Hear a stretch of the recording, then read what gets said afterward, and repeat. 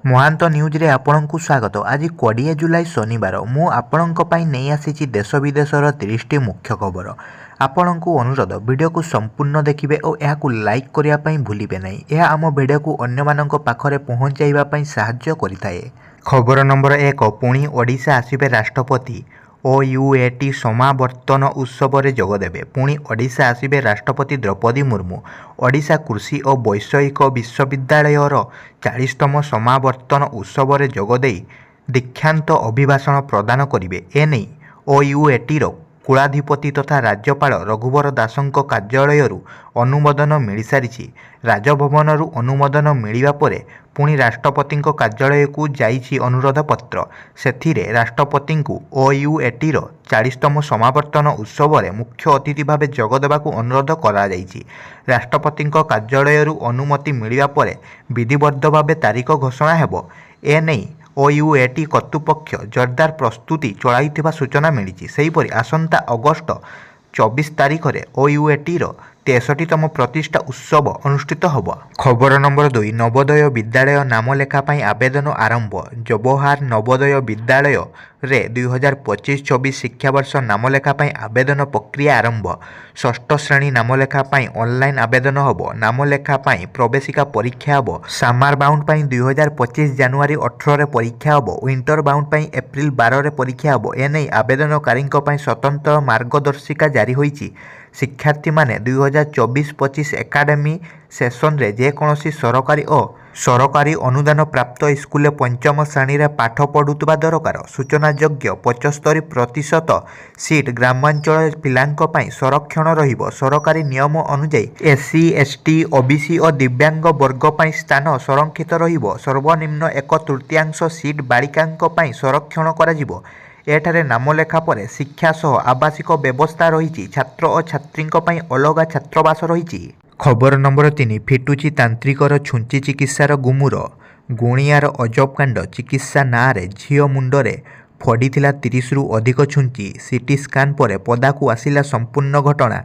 2021 ମସିହାରେ ବଲାଙ୍ଗୀର ସିନ୍ଧିକେଲା ଇଛ ଗାଁର ବିଷ୍ଣୁପ୍ରସାଦ ତାଙ୍କ ଝିଅ ଡରୁଥିବାରୁ ତାକୁ ସୁସ୍ଥ କରିବାକୁ ଗୁଣିଆ ନିକଟକୁ ନେଇଥିଲେ। ଝିଅର ପୂଜା କରିବା ନାଁରେ ତାକୁ ଏକ କୋଠରୀରେ ରଖି ତା ମୁଣ୍ଡରେ ପଶୁଙ୍କୁ ଦେଉଥିବା ଇଞ୍ଜେକ୍ସନ ସିରିଞ୍ଜ କାଟି କପାଳରେ ପଶାଇଥିଲେ, ଯାହାକି ଘର ଲୋକ ଜାଣିପାରି ନଥିଲେ। ପରେ ରେଶମାର ଦେହ ଖରାପ ହୋଇ ମୁଣ୍ଡରୁ ଧାର ଧାର ରକ୍ତ ବାହାରିବା ସହ ମୁଣ୍ଡରୁ କିଛି ଛୁଞ୍ଚି ମଧ୍ୟ ବାହାରିଥିଲା। ପରିବାର ଲୋକେ ଭୟଭୀତ ହୋଇ ଝିଅକୁ ନେଇ ମେଡିକାଲରେ ପହଞ୍ଚିଥିଲେ। ଡାକ୍ତରଙ୍କ ପରାମର୍ଶ ଅନୁସାରେ ଝିଅର ସିଟି ସ୍କାନ କରାଯାଇଥିବା ବେଳେ ମୁଣ୍ଡରେ ସବୁ ଛୁଞ୍ଚି ରହିଥିବା ଜଣାପଡ଼ିଥିଲା। 2021 ମସିହାରେ ଚିକିତ୍ସା ପାଇଁ ଗୁଣିଆ ବ୍ୟବହାର କରିଥିବା ସବୁ ଛୁଞ୍ଚି ମୁଣ୍ଡରେ ରହିଥିବା ଘଟଣା ଡାକ୍ତର ଜଣାଇଥିଲେ। ଝିଅ ରେଶମାକୁ ପରିବାର ଲୋକେ ବଲାଙ୍ଗୀର ମେଡିକାଲରେ ଚିକିତ୍ସା ପାଇଁ ଭର୍ତ୍ତି କରିଛନ୍ତି। ଘଟଣା ନେଇ କଣ୍ଟାବାଞ୍ଜି ଥାନାରେ ମଧ୍ୟ ଏକ ମାମଲା ରୁଜୁ କରିଛନ୍ତି ରେଶମାଙ୍କ ପରିବାର ଲୋକ। ଖବର ନମ୍ବର 4, ଯୋଗୀ ଆଦିତ୍ୟନାଥଙ୍କୁ ବମ୍ରେ ଉଡ଼ାଇଦେବା ଧମକ ଘଟଣା। ବନ୍ଧା ହେଲେ ଯୁବକ। ଉତ୍ତରପ୍ରଦେଶ ମୁଖ୍ୟମନ୍ତ୍ରୀ ଯୋଗୀ ଆଦିତ୍ୟନାଥଙ୍କୁ 5 ଦିନରେ ବମ୍ରେ ଉଡ଼ାଇଦେବା ଧମକ। ଏପରି ଅଭାବନୀୟ କାଣ୍ଡ ଘଟାଇଥିବା ଯୁବକ ଗିରଫ। ତେବେ ସେ ଉତ୍ତରପ୍ରଦେଶ ମୋଲାବା ବୁଜର୍ଗ ଗାଁର ଅନିରୁଦ୍ଧ ପାଣ୍ଡେ ବୋଲି ଜଣାଯାଇଛି। ସେ ଏକ ଘରୋଇ କଲେଜରେ LLB ଦ୍ୱିତୀୟ ବର୍ଷର ଛାତ୍ର ଥିଲେ। ମାତ୍ର ରାତାରାତି ଫେମସ୍ ହେବାକୁ ସେ ଏଭଳି କାଣ୍ଡ ଘଟାଇଥିବା ଜଣାପଡ଼ିଛି। ସେ ୟୁପି ମୁଖ୍ୟମନ୍ତ୍ରୀଙ୍କୁ 5 ଦିନରେ ବୋମାରେ ଉଡ଼ାଇ ଦେବା ନେଇ ସୋସିଆଲ ମିଡ଼ିଆରେ ଏନେଇ ସେ ପୋଷ୍ଟ କରିଥିଲେ। ଏହାକୁ ୟୁପି ପୋଲିସ, ଜିଲ୍ଲାପାଳ ଓ STF ସହ ଟ୍ୟାଗ୍ କରିଥିଲେ। ଏହାପରେ ତୁରନ୍ତ ୟୁପି ପୋଲିସ ଘଟଣାର ତଦନ୍ତ ଆରମ୍ଭ କରିଥିଲା। ଏହାପରେ ତୁରନ୍ତ ଅନିରୁଦ୍ଧଙ୍କୁ ଘରୁ ଉଠାଇ ନେଇଥିଲା ପୋଲିସ। ସେଠାରେ ପଚରା ଉଚରା ପରେ ତାଙ୍କୁ ଗିରଫ କରାଯାଇଥିବା ଜଣାଯାଇଛି। ଖବର ନମ୍ବର 5, ମରିସସରେ ଖୋଲିଲା ଭାରତୀୟ ଜନଔଷଧି କେନ୍ଦ୍ର। ଭାରତୀୟ ଜନଔଷଧି ପରିଯୋଜନାର ଲହର କେବଳ ଭାରତର ନୁହେଁ, ବିଦେଶରେ ମଧ୍ୟ ଆରମ୍ଭ ହୋଇଛି। ସାରା ଦେଶରେ ରୋଗୀଙ୍କୁ ସୁଲଭ ଦରରେ ଜେନେରିକ୍ ଔଷଧ ଯୋଗାଉଥିବା ଭାରତୀୟ ଜନଔଷଧି କେନ୍ଦ୍ର ବର୍ତ୍ତମାନ ମରିସସକୁ ବିସ୍ତାର କରାଯାଇଛି। ଏହା ଅଧୀନରେ ମରିସସରେ ପ୍ରଥମ ଭାରତୀୟ ଜନଔଷଧି କେନ୍ଦ୍ର ଖୋଲାଯାଇଛି। ଏହା କମ୍ ମୂଲ୍ୟରେ ସେଠାରେ ଥିବା ଲୋକଙ୍କୁ ଜୀବନ ରକ୍ଷାକାରୀ ଔଷଧ ଯୋଗାଇବ। ଏହି କେନ୍ଦ୍ର ଖୋଲିବାକୁ ପ୍ରଧାନମନ୍ତ୍ରୀ ମୋଦି ପ୍ରତିଶ୍ରୁତି ଦେଇଥିଲେ।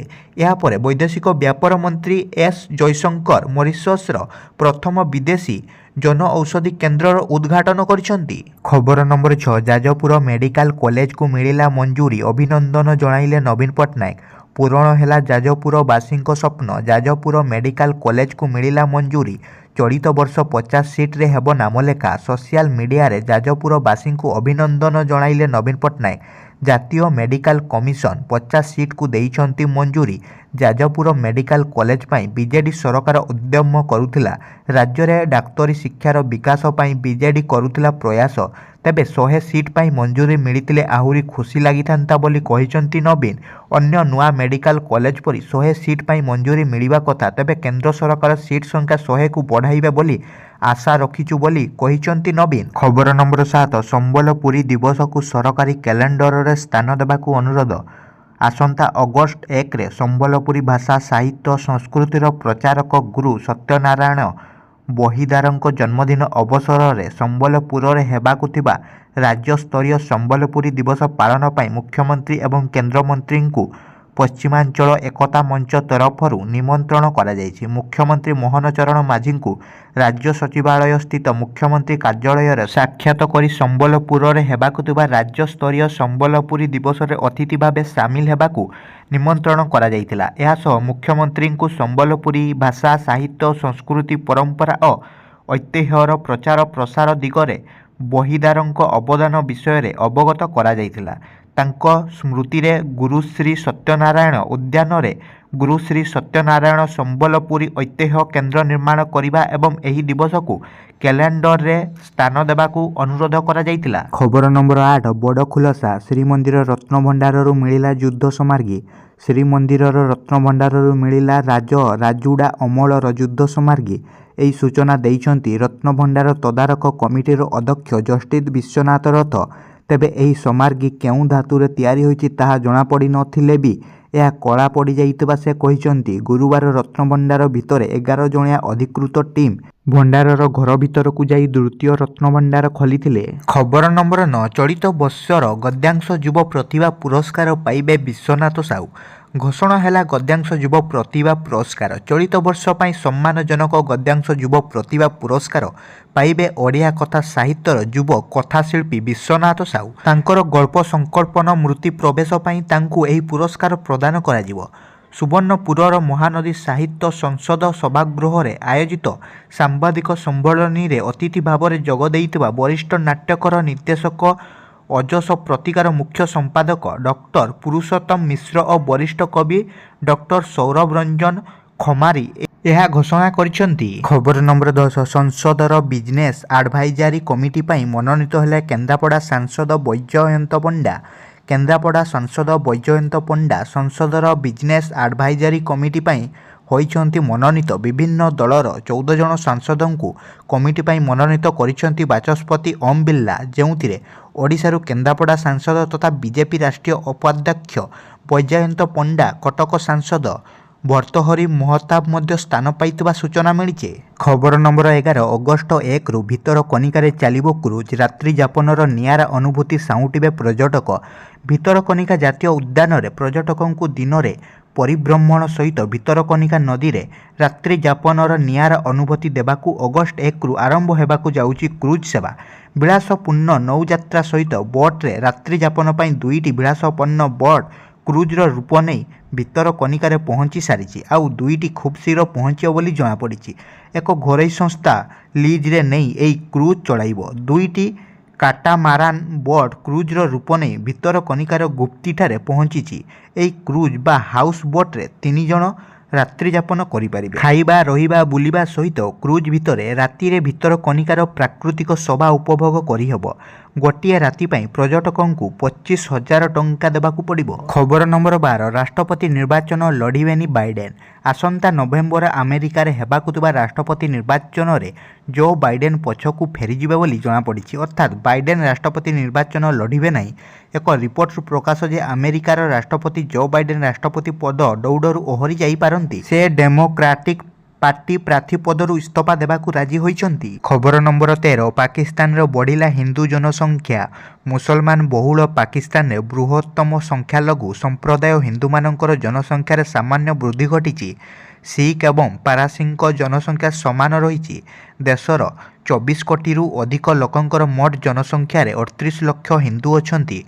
ଡନ୍ ଖବରକାଗଜ ଅନୁଯାୟୀ ପାକିସ୍ତାନ ପରିସଂଖ୍ୟାନ ବ୍ୟୁରୋ ଗୁରୁବାର ସପ୍ତମ ଜନସଂଖ୍ୟା ଏବଂ ଗୃହ ଜନଗଣନା 2023 ପ୍ରକାଶ କରିଛି। 2023ରେ ଦେଶର ମୋଟ ଜନସଂଖ୍ୟା 24,04,58,089 ହେବ।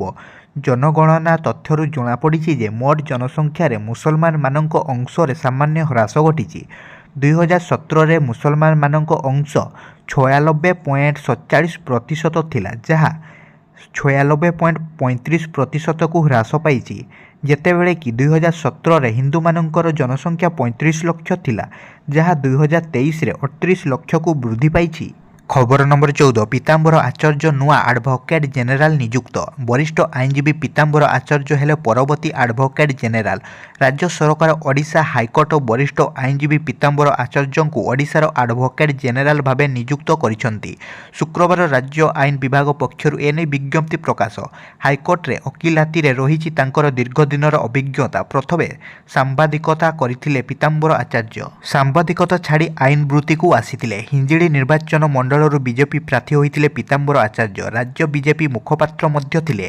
ଖବର ନମ୍ବର 15 ମହାରାଷ୍ଟ୍ରରେ 12 ନକ୍ସଲ ଏନକାଉଣ୍ଟର ଘଟଣା ସୂଚନା ଦେଇଥିବା ବ୍ୟକ୍ତିକୁ ସ୍ୱତନ୍ତ୍ର ପ୍ୟାକେଜ ଘୋଷଣା କଲେ ସରକାର। ମାଓବାଦୀଙ୍କ ଉପସ୍ଥିତି ସମ୍ପର୍କରେ ପୋଲିସକୁ ସୂଚନା ଦେଇଥିବା ଜଣେ ଆଦିବାସୀଙ୍କୁ ମିଳିବ 86 ଲକ୍ଷ ଟଙ୍କା। ତାଙ୍କ ସୂଚନା ଯୋଗୁଁ ସୁରକ୍ଷା କର୍ମୀମାନେ ସଫଳତାର ସହ 12 ଜଣ ମୋଷ୍ଟ ୱାଣ୍ଟେଡ୍ ମାଓବାଦୀଙ୍କୁ ଖତମ କରିବାକୁ ସକ୍ଷମ ହୋଇଥିଲେ।